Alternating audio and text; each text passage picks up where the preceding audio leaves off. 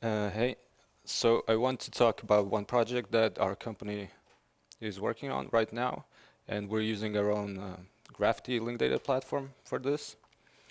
And it is basically about libraries and library content, and specifically Danish newspapers. So the project is called the Danske Avisa, and we're working together with the State and University Library in Aarhus. Uh, and the goal of the project is to digitalize three printed books, 3 volumes of printed books actually. And what they contain is historical metadata about newspaper publishing in Denmark, including where and when and by whom the newspapers were published. And each of the volumes contain data from different time period. So we had to digitalize this, and instead of printing a new edition, the library decided that we should make an online web application instead, which not only would show the data, but would have the ability to edit the converted data and as well add new data. So this is still very much work in progress. We should finish soon. Um, but some things are still broken, and I think the presentation will be a bit different, maybe because I want to get quite technical. I hope it's going to be okay. So this is an example from the book. This is one of the pages, shows one newspaper. It belongs in the Odense region. It has an ID, it has a title, then a list of different editions from different periods and with different types. And then it also has a list of properties that describe metadata such as political views or editors or local offices in different cities and stuff like that. So besides newspapers, what else was there in the books? Yeah, the places were grouped into regions. Then the newspapers were grouped by those places and by categories. There were also persons which had different types, like editors or printers. Yeah, and which is not shown here, there were also some images that we had to convert. I hope you can see some of this. So that is the conceptual, the main model that we had at hand. Then what we did with the data was first we defined an XML schema using the text encoding initiative. And then the books were scanned to PDF, and those PDFs were recognized then by our partners in India somewhere. Then we got 3 XML files, TEI XML files for each of the book that were validated against our schema. And then we simply transformed those directly into RDF quads, into TRIX format, which is unfortunately non-standard, but the only one, as far as I know, XML format for quads. But it's still very useful. So we did that with XSLT2 in one step, basically. And the result was 800,000 quads. I think by the end we will have more than this, over 1 million, I guess. And what we did, we imported them into Dydra, which is a cloud triple store, and we are working closely with those guys. They're based in Berlin. So one important aspect of the RDF data is, of course, the URIs. We have a domain for this project, so this is the base URI. Then what we decided to do is to have a container for each of the types in the concept model. So for example, persons is the collection that will display the items, that is the persons. And each of those items have their own URI template from which, and using the property of the item, then the final URI is built. So in this case, the person URI is built using its identifier. So we had natural IDs in the data. That is, person had URIs and newspapers had the URIs. I mean IDs in the original data. So that's what we used, and that's a good idea to use if you have a natural key. And then what we should avoid is to use properties that can be changed in the editing process, such as the title. If you have this in the URI, and it gets edited at some point, so you'll have a mismatch, obviously. And if you don't have natural IDs, so you can always generate one, and there are functions in XPath that help you do it. You should also remember that, for example, if you import 3 different files, so IDs are local to the file, and if you put them together, they can clash, so then you have to identify the source itself or the volume, and you need to remember to encode the values for URIs, for which there is also an XPath function.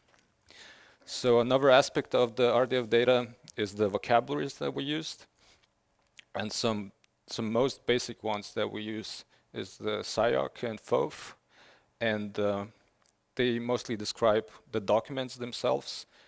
Each web page in the application is a FOF document, and there are containers also. And these types and these ontologies are built into the Graphity software, so yeah, so we use them throughout our whole projects. And then we found some ontologies that we thought are best fit for our domain model, and we just mixed them together, and we used multiple RDF types for some resources, for example. So that was bibliographic ontology, time ontology, place ontology, SCOS, and of course Dublin core terms is useful for general properties like identifier or title and so on. But so don't be afraid to use multiple RDF types. In this case, a region is also a spatial thing, for example, and there was no requirement for us to use any library, bibframe or stuff like that. We don't really know about them, but I think the advice would be always go for the most specific vocabulary for your domain, and if you need less specific types, you can always translate to them afterwards, let's say using Sparkle Update. The third thing about the data is the partitioning into named graphs.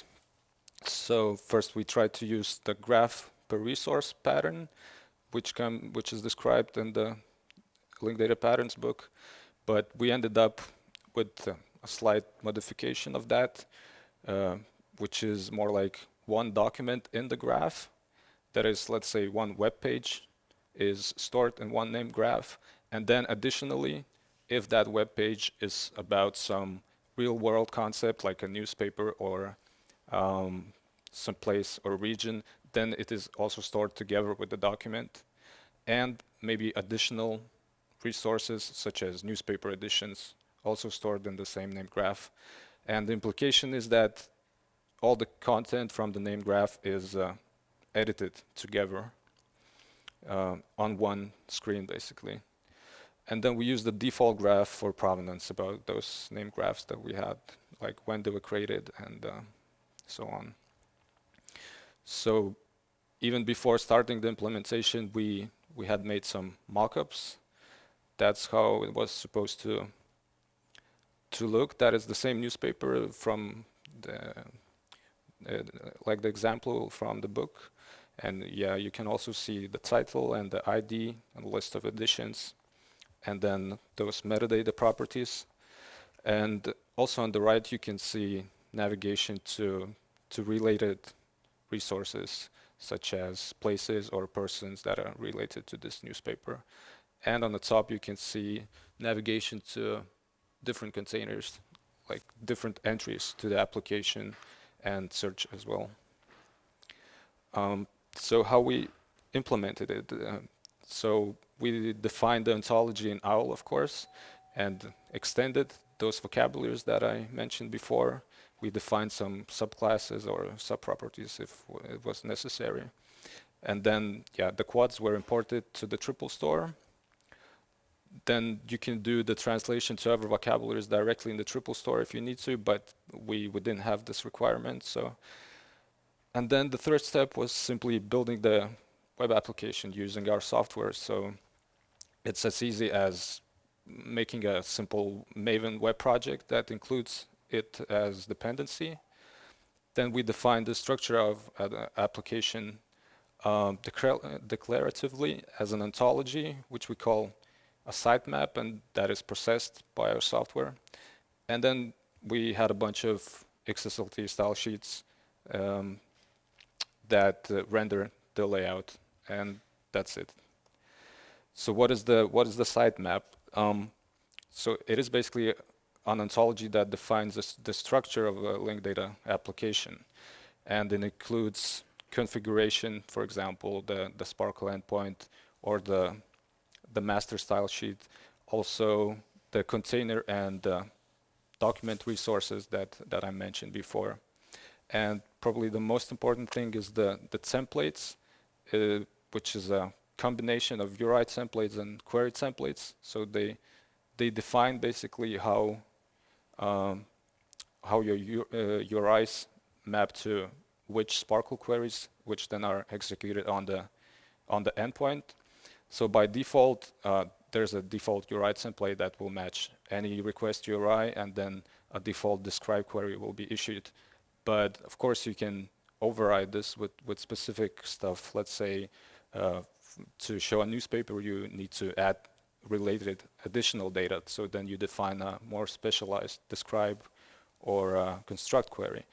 So, and the mechanism for the queries is spin. It's a modeling vocabulary which basically expresses Sparkle as RDF, and I suggest you check it out. It's really useful. And then also in the sitemap we have the user accounts and the authorizations related to them.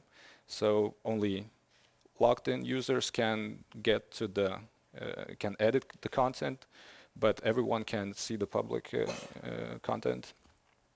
And the last thing, we also had data quality constraints that check for missing properties, for example, so we don't get broken data sent to the triple store. And this is also done by spin library. Then there are the XSLT style sheets, and people have been complaining that RTF-XML is hard to transform, but we think it's not true if you know what you're doing, and especially using XSLT2, it's quite easy, and we have in the Graphity software prepared a bunch of templates that simply can be extended or overridden, so to speak. And the interesting thing is that they can be both used on the server side and on the client side, because now there is a Saxon CE processor which provides XSLT2 in the browser.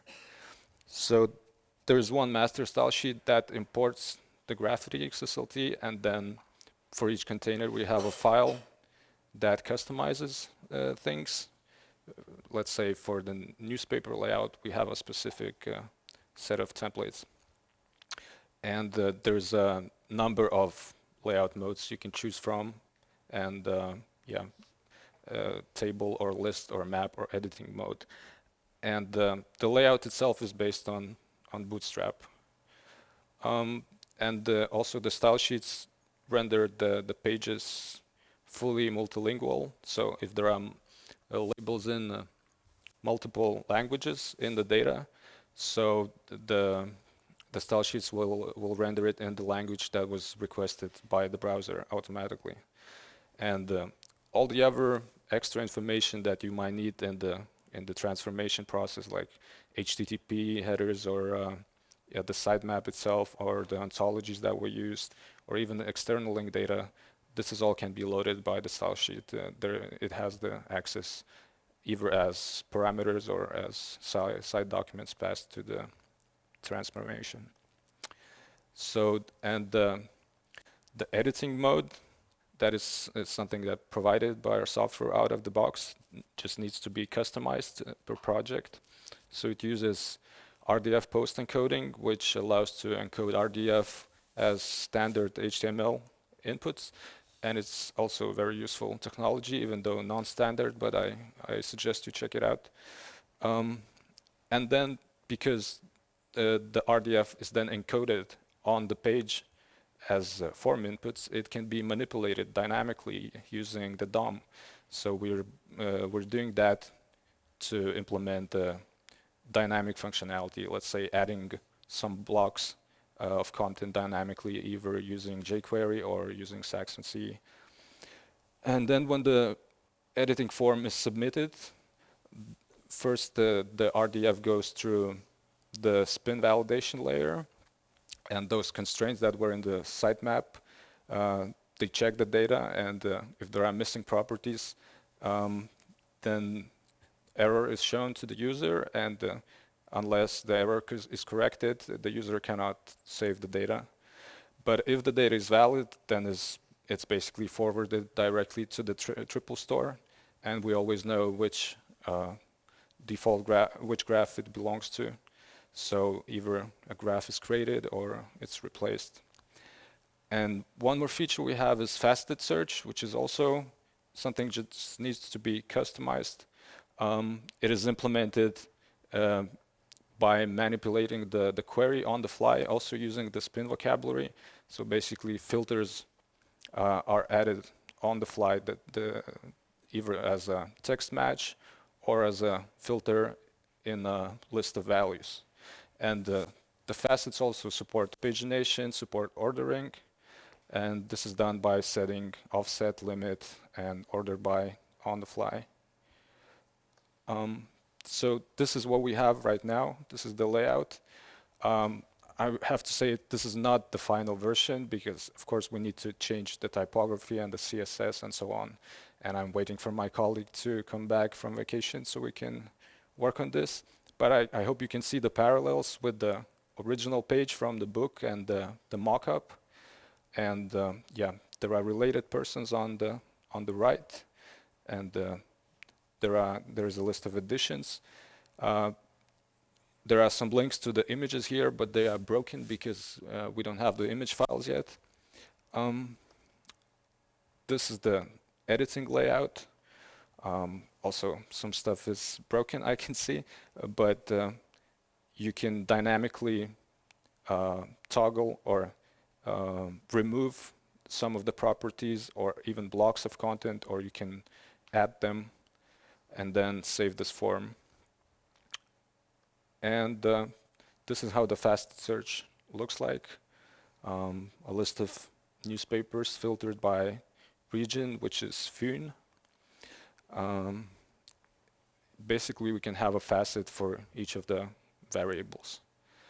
And it's all generic. So it fits every project, every data, basically.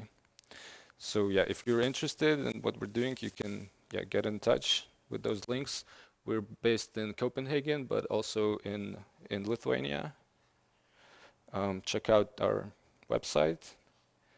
And then I think I will speak a bit more about the software itself later today. Thank you.